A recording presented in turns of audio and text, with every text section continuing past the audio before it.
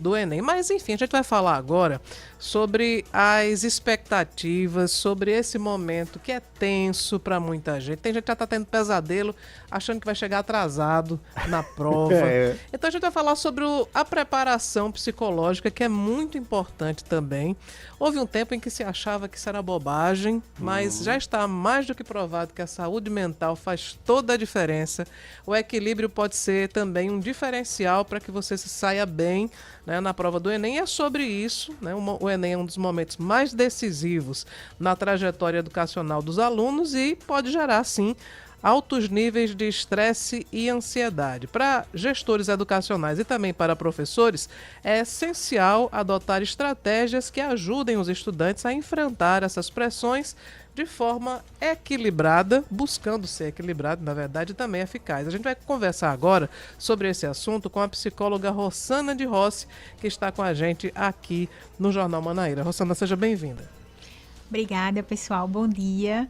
Realmente, eu acho que o vestibular, né, independente de que nome tenha, né, é assustador, porque eu acho que é o primeiro momento que a gente enfrenta algo que vai dividir a vida da gente, né, entre eu era adolescente na escola e agora eu sou um adolescente na universidade, na faculdade. Até porque parte dos seus amigos vai passar e quem não passa, como é que fica, né? Então tem aquele medo de ficar para trás, né, Rossana? É verdade. E como é um momento que divide a gente, né? A gente vai sair da escola para ir para a universidade, ele mexe muito com esse emocional, com essa fantasia que a gente tem, né, de que será que eu sou capaz, será que eu estou preparado? Porque eu passei o ano todinho esperando esse bendito Enem, né? Me preparei desde o primeiro ano, eu venho, mas eu venho treinando, tá, mas agora tá valendo, agora é de verdade, né? E como será que eu tô? Como será que eu vou me comportar? E aí, Cláudia falou uma coisa super interessante. Muitas escolas, elas estão, fora o ensino, né, fora as estratégias de ensino, elas estão sempre em parceria com o psicólogo da escola. E isso faz, de fato, uma enorme diferença. E sabe por que eu falei isso? Porque a gente vê, por exemplo, em competições, as atletas, porque as mulheres tiveram desempenhos incríveis, né, nos Jogos Olímpicos, enfim, então estão tendo... À frente. À frente, exatamente, estão à frente. E muitas disseram, eu tive um cuidado especial porque eu tenho um acompanhamento de um psicólogo, porque mesmo que você saiba tudo, se na hora você ficar tão nervoso que der o famoso branco, não adiantou nada ter estudado, né? Não adiantou ter o conhecimento e não saber controlar suas emoções. Exato. Né? E as emoções da gente, nesse momento, elas gritam. Elas nem falam alto, elas gritam, sabe?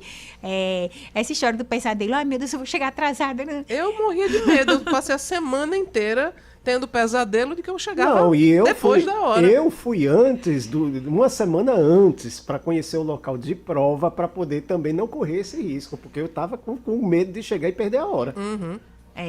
E é assustador mesmo perder a hora, por uma coisa que eu me descuidei, né? Mas assim, nesse momento, o melhor a fazer é você investir no relaxamento, você investir na tranquilidade, né? Aí você vai dizer, tá, então eu não vou para revisão amanhã. Vá para revisão, sim, vá, porque lá você vai ter algumas dicas, alguns lembretes, você vai se socializar. Com certeza, as escolas que preparam essas revisões, elas também preparam momentos de descontração, de relaxamento, de vai dar tudo certo e termina dando. Né? O que a gente tem que fazer nesse momento, você que vai fazer Enem neste domingo e no próximo, é tentar entrar em contato com os seus medos. Eu estou assustado, eu queria ter tido mais tempo de estudo, mas agora não tem. Então, assim, o conhecimento que você adquiriu nesse período, ele é seu, você tem e você se apropria dele. Né? É o que você tem para enfrentar os seus colegas no Enem. Então, você se apropria dele com tranquilidade, com calma, né? Não vai mais aprender nada daqui para domingo. Então, assim, relaxa, revisa e vai para a prova tranquilo. A gente estava conversando até de uma outra situação, eu e Cláudia, agora há pouco em off, falando do sono. O sono é importante também para quem está fazendo o Enem? Muito. Ave Maria. Olha, não dormir já é um indício de que sua saúde mental não está bem. Então, assim, dormir, sim, hoje, amanhã, ter uma boa noite de sono. Isso vai ajudar bastante para que aquele conhecimento que você adquiriu, ele se organizando na sua cabeça, ele cristalizando, para que no domingo, quando você precisar memorizar, relembrar, ele tá fresquinho na sua cabeça. Agora, teve uma dica que foi me passada na minha época, que era o seguinte: no último dia não se deve estudar porque você não vai aprender mais nada. Isso procede? Procede, né? Você não vai aprender primeiro porque você está muito ansioso, primeiro porque não é mais a hora de aprender, né? Talvez, de fato, seja a hora de revisar alguns conteúdos, lembrar de algumas dicas, né? De algumas dicas que aqueles professores vão dizer, olha, se cair isso, você lembra disso. Isso é interessante, mas aprender conteúdo de hoje para domingo, sua mente não vai fazer isso, né? E principalmente porque a sua saúde emocional, ela tá abalada. Você tá ansioso, você quer que dê certo, às vezes você não tá com sono em dia. Então, tudo isso dificulta a aprendizagem. Então, se apropria do que você já sabe, tá? Revisa, e não precisa revisar sozinho. Faça parte dessas revisões que as escolas organizam, né? Porque você vai estar lá com seus amigos, você vai estar lá no momento de descontração também. Esses ambientes, eles são mais descontraídos do que tenso, né? Porque, assim, como é a escola que está fazendo, então não tem aquela concorrência. São os seus amigos que você está ali todos os dias. Tá todo mundo no né? mesmo barco. Exatamente, né? E o que vai fazer diferente não é eu estar num iate ou eu estar numa canoa. É como é que eu vou direcionar esse iate e essa Eu canoa. posso estar muito bem na canoa e posso estar completamente destrambelhado no iate. Né? Exatamente, né? Não tá nem sabendo onde é que tá o norte, onde é que Só tá tô o sul, pensando seu em chegar iate. no mar, não tô nem Exatamente. aproveitando o iate. Né? E é na sua canoinha, você vai lá remando, remando, remando. Eu tenho um foco, eu tenho um objetivo e eu vou alcançar aquele objetivo. Rosana, é diferente a tensão de quem está fazendo o Enem pela primeira vez e daquela pessoa que já fez e não se deu bem? Então, cada oportunidade é diferente, né? É diferente porque quando eu fiz a primeira vez, eu tinha uma expectativa e aí ela não foi alcançada porque eu não passei, né? Dessa vez, talvez eu tenha me preparado melhor. Então, é uma outra oportunidade, né? Eu investi mais no estudo, eu me dediquei mais. Então, assim, cada oportunidade de um concurso, seja ele o Enem ou um concurso público qualquer, é uma nova oportunidade. A gente não tem que ficar lembrando que, mas quando eu fiz, naquele dia aconteceu. Certo, foi naquele dia, foi alguns meses atrás. Então, assim, essa oportunidade que você está tendo, segura ela, né? Acredita que essa é que vai dar certo, é essa que vai vir para modificar as coisas. Né?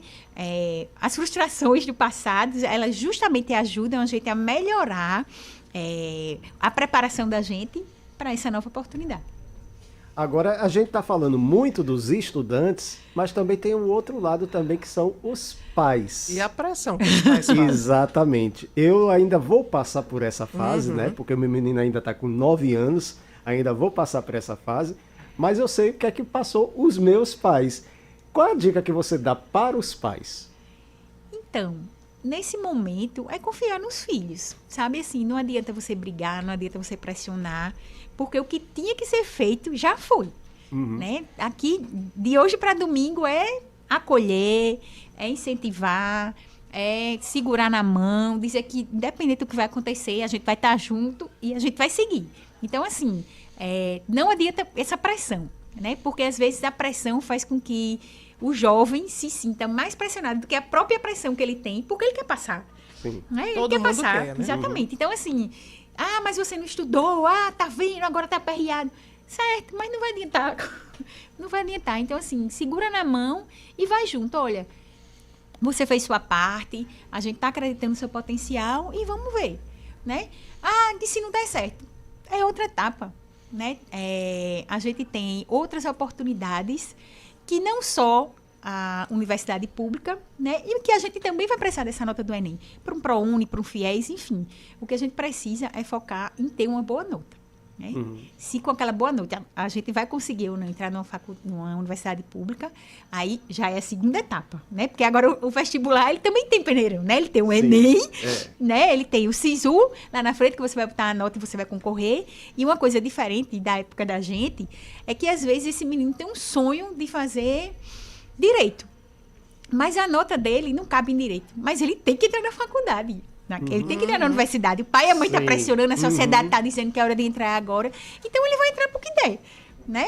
E às vezes o que dá para entrar na universidade não é aquilo que ele gostaria, né? Ele entrou, mas não era o desejo dele. Então, assim, a gente também tem essas frustrações, a gente também tem essa demanda que vai ficando no meio do caminho. Eu achei bacana você tratar sobre isso, porque eu acho que existe um conflito geracional entre a maneira como uma pessoa com mais de 40 ou mais de 30 trata da frustração, e existe uma outra maneira que é do jovem que está fazendo Enem, com seus 17, 18, 19, porque acho que a minha geração estava mais acostumada à frustração, e aconteceu comigo, Sim, por exemplo, sim, eu fiz sim. o vestibular, eu não consegui passar para o curso que eu queria, fui para um outro, mas eu fui assim pensando, poxa, eu vou passar 6 meses que eu estaria sem fazer nada, eu vou cursar algumas disciplinas que eu vou aproveitar, né, quando eu passar, porque eu achava que iria no ano seguinte passar, de fato passei.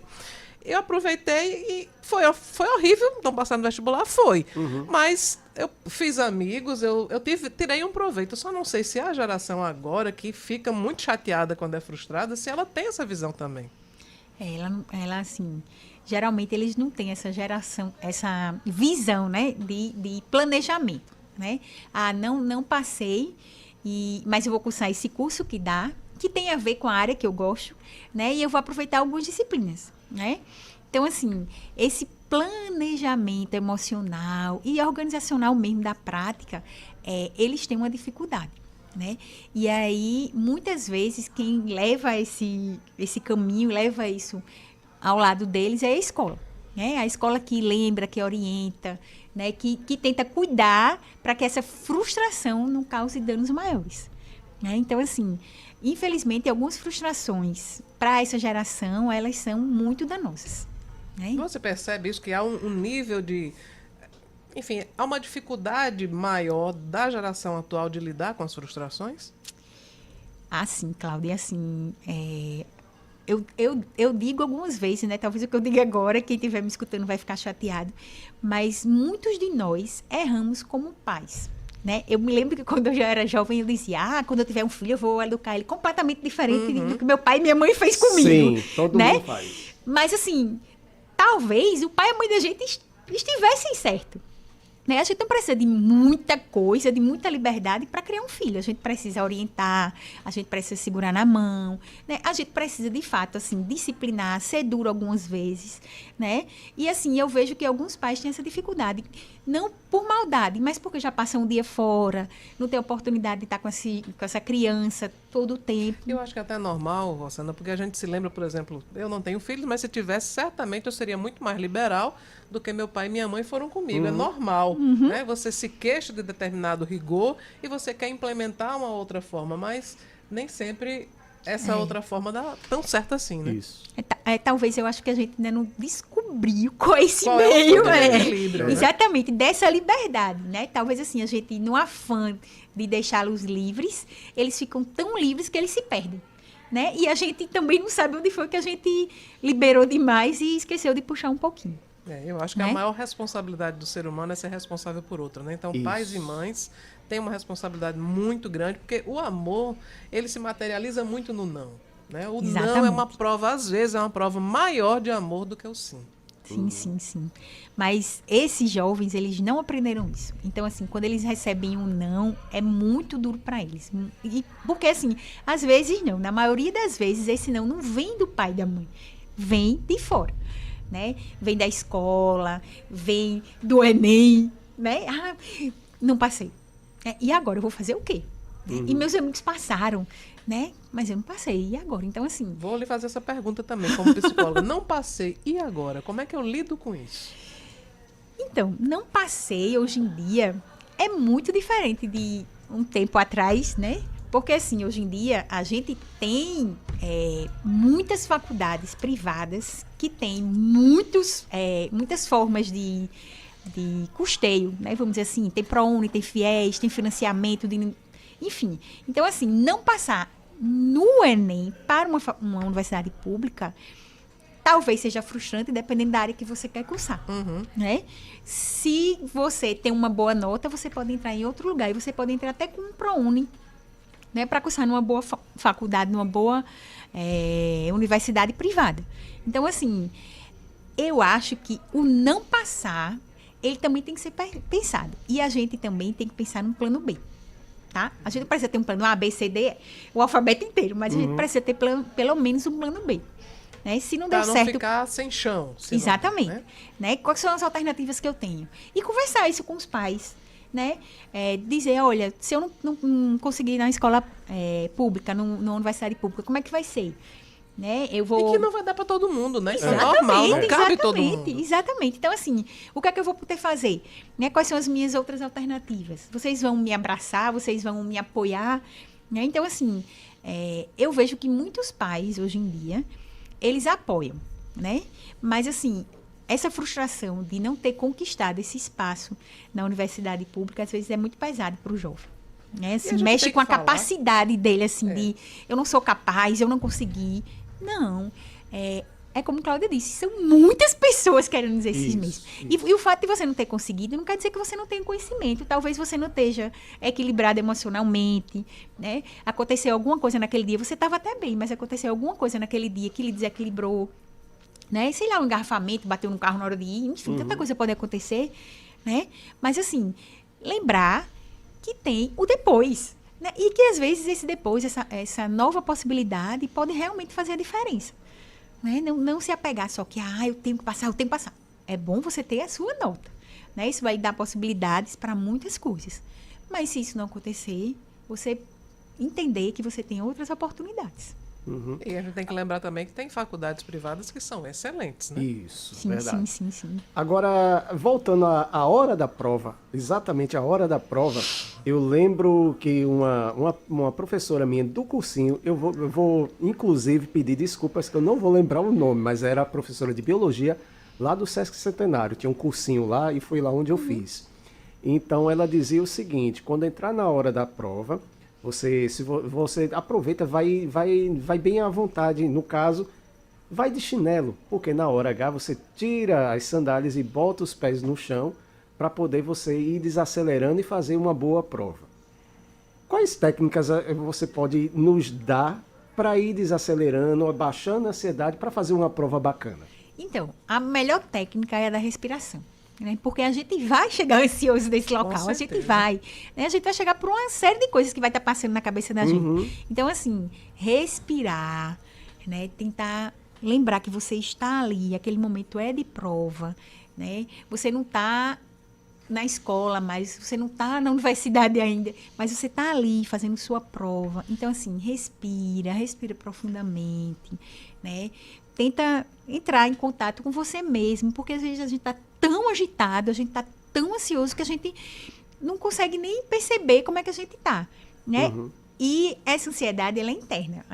Muitas vezes a gente não percebe que a pessoa está ansiosa, né? Então, assim, respirar é tentar se acalmar por dentro, né? Essa dica que você deu, colocar o pé no chão, né?